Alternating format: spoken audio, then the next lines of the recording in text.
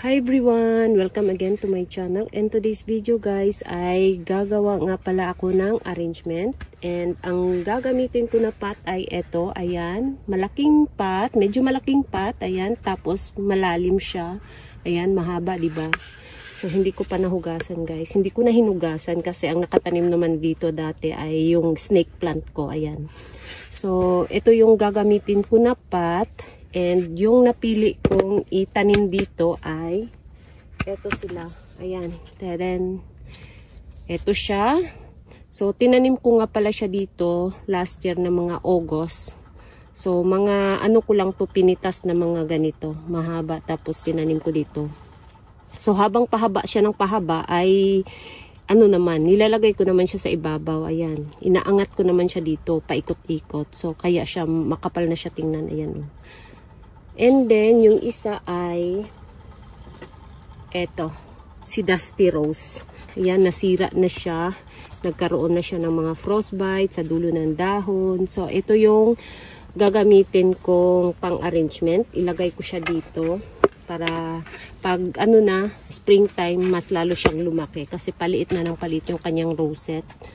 Ayan, tapos nagkaroon pa siya ng stem rot dito banda. Ayan, kung nakita ninyo, mayroon siyang stem rot dito.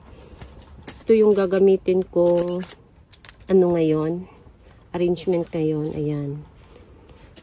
So, una, tanggalin muna natin siya sa kanyang pot. So, napaka-tigas na ng, ano guys, ang dami niyang baby na maliit sa ilalim. Ayan, mayroon ng mga na ano, na stem rot na siya guys. Eto, mayroon na siyang stem rot. Nabulok na ang kanyang stem. So, tanggalin muna natin siya dito. Ayan. Napakadaming ano, ugat.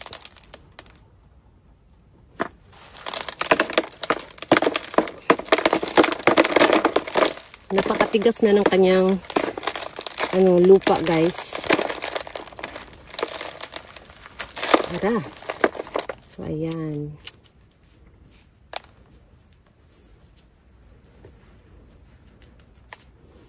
Ayan yung ating unang baby. And, next.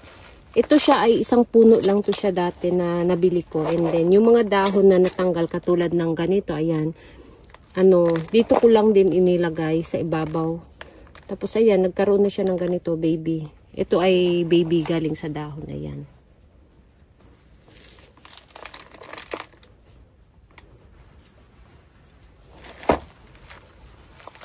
Ito siya, nagkaroon ng stem rot. Ayan, ito.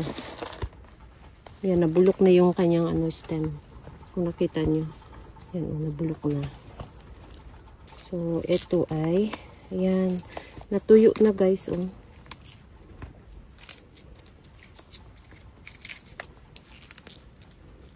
Mayroon na siyang bagong ugat.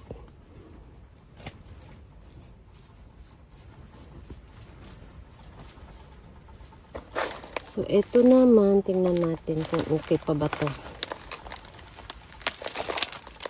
Ayan.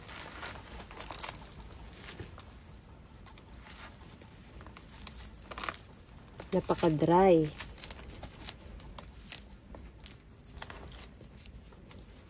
Ito, may baby din siya. So, ihiwalay na natin siya.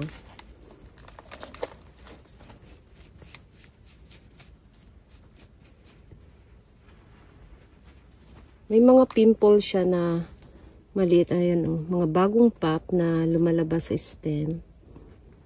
Ayan. Hindi yata kita sa camera. Pero may mga ano siya. May mga babies siya. Ayan, linisin natin. Ayan.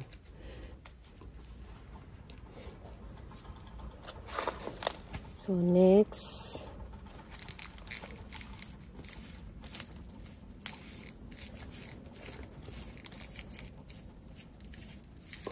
Ito din siya, may mga baby din siya sa stem. May mga ano siya sa stem na lumalabas. Ayan, mga pink-pink dyan. Sana mag-success siya. Lumaki. Para mas mabilis mag-lash yung ating arrangement. And then, yung gamitin ko kasi nga malalim siya na pot. Meron ako ditong mga uling. Ayan, may uling akong na-discover. So, lagyan natin ng uling sa ilalim. Tingnan natin. Ayan. Ayan. So, next ay lagyan natin siya ng lupa. So, itong ginawa kong potting mix ay mayroon na siyang nakahalong pesticide. Hinalo ko na yung pesticide. Ayan. Tapos, iuna lang natin to. Ito. Tanggalin muna natin siya sa pot. Ay, ang hirap tanggalin.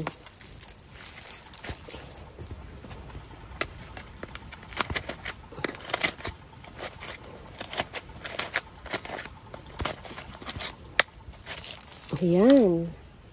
Medyo basa pa siya. Ayan.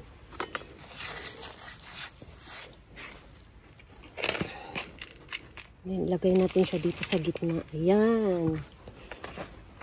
Nasa gitna siya.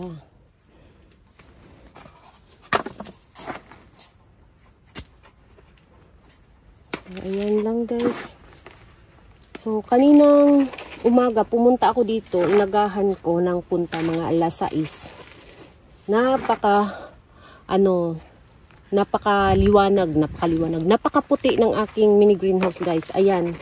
Nandyan sa video. Ayan. Binidyohan ko kung ano yung hitsura niya.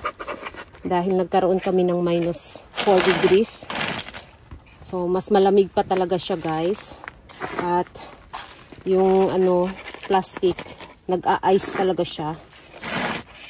So, ganyan kalamig guys. So, araw-araw yan. Bukas, mayroon kaming minus 3 degrees. So, okay lang to. Kasi hindi ko naman siya diligan. Hayaan ko lang siya muna. Saka ko na siya diligan, antayin ko munang medyo hindi na masyadong malamig. Saka ko na siya diligan. So, ayan.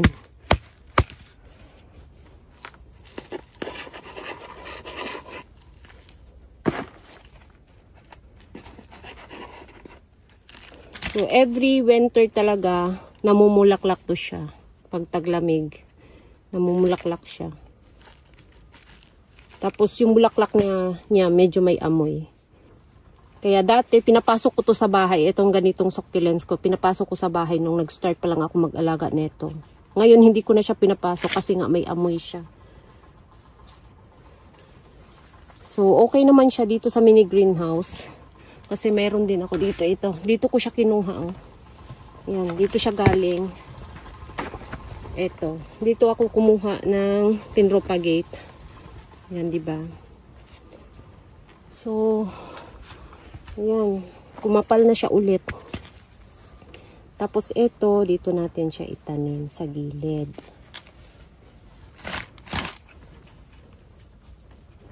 Yung kanyang ugat ay ibaon natin. Ayan. Ibaon natin.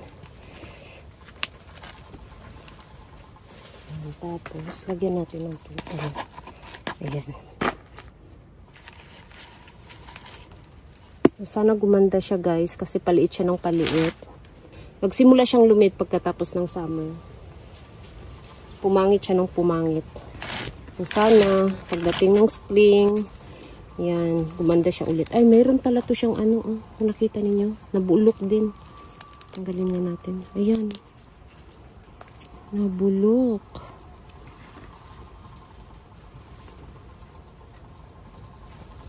Ayan, linisin natin yung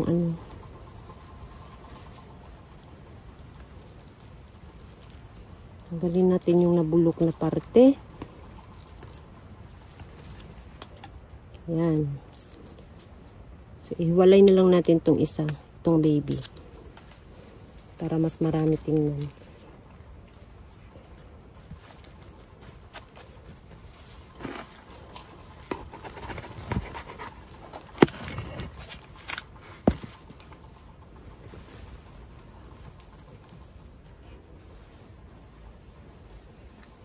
Gusto ko sanang ilagay ito sa gitna. Tingnan natin. Subukan natin malagay sa gitna. Ay, pwede pala. Pwede siya, guys. Yan, lagay natin siya sa gitna.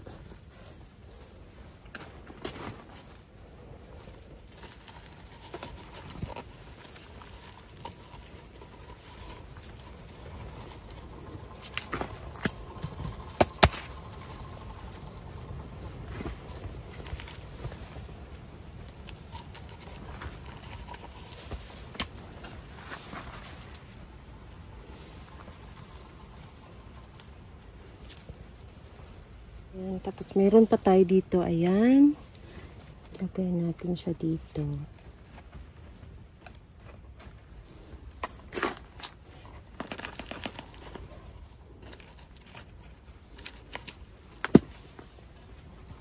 So, ito ring maliit. Lagay din natin siya dito. Ayan. Pagsamasamahin na natin, guys. So, wala pa akong naipropagate nito sa dahon. Yung mga dahon kasi, kapag natanggal, dito ko lang din nilalagay. Hindi ko na siya nilagay sa mga, mga tray. Yan.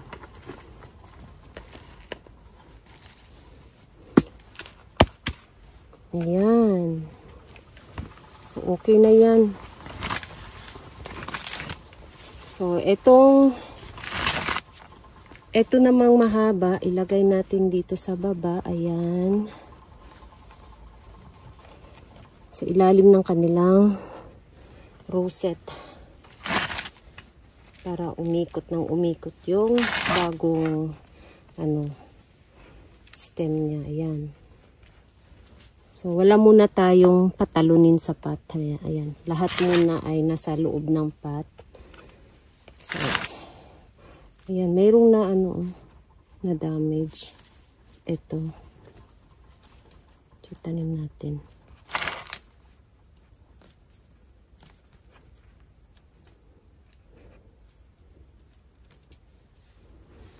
Ayan. Meron na tayong arrangement. So, yun lang guys. Natapos na rin natin yung ating ginawang arrangement ngayon. Ayan. Sana lumaki siya. Gumanda siya ulit, itong aking dusty rose. Ayan. So, thank you so much for watching and please don't forget to subscribe and like to my channel. Sa hindi pa nakapag-subscribe, please subscribe my channel at i-click nyo na rin ang bell button para ma-update kayo pag nag-upload ako ng bagong video. Thank you so much for watching and see you in my next video. Bye-bye!